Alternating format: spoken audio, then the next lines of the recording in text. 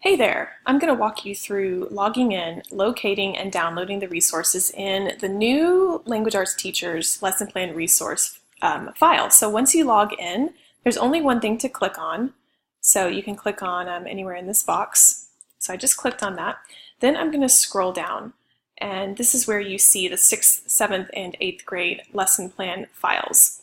There are a few more things to click on. You'll see that I just clicked on that little arrow, and then these are bonuses, new materials that we're adding all the time, things coming soon, etc.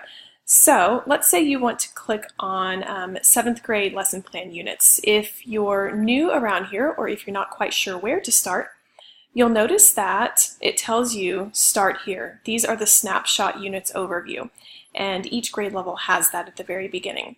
So let me click on the 7th grade ones, and we'll show you what opens up. You can download this to your computer so it's easy to access anytime. You can do that by clicking this down button. But the Snapshot overview tells you a summary of what's in each week of each unit for 7th grade.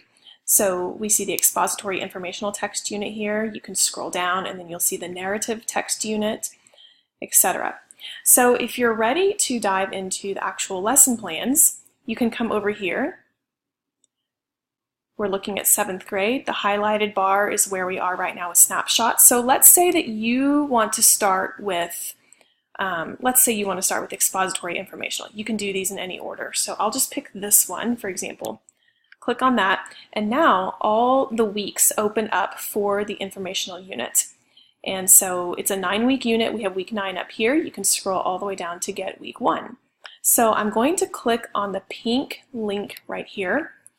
Everyone's computer is a little bit different as far as where files download. So on my computer, I can usually see it downloading in the bottom left-hand corner. Other people's will download to the desktop automatically. Some people's files will automatically download into a separate downloads folder. Everyone's a little different. So you see how mine just opened up. This is my downloads folder, and mine downloaded to the very top of the list. This is everything that I've downloaded recently. So I can click on that down arrow, and now here is everything for week 1 that is in that pink link right here that I just clicked on. So we have items in PDF format and in Microsoft Word document format, depending on which one you need. So this is where you can really open the files, open the PowerPoints, open the mini lessons, open the handouts, etc. I like to start with the week at a glance because that gives me a summary of what is happening that week. It also gives me ideas about how I can differentiate for my struggling learners or for my learners working at a higher level. It gives me ideas for how to make fewer copies, how to even do less grading specific to that week. I can save this to my desktop, or I could print it out if I wanted to. You'll see the way that they're numbered here. So 7 means it's grade 7. The 1 is for week 1. And when you see numbers like 4 or 2 or 3, that means it's the day of the week. So assuming you have a traditional 5-day week, it's numbered like that so that you know what's happening, what handouts are for day 2, or what handouts or what resources are for day 4, etc. And so really that's just where I can click on it.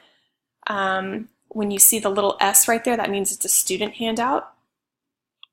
If you see a T, that means it's a teacher handout like this one, which means it's just ideas for the teacher to consider. So 7.1.5T, that refers to grade 7, week 1, day 5, and the T is for teacher, and it's just things to think about as you're preparing for the lessons for that day. Okay, so that is how you log in, find the resources, and download them. I hope that helps.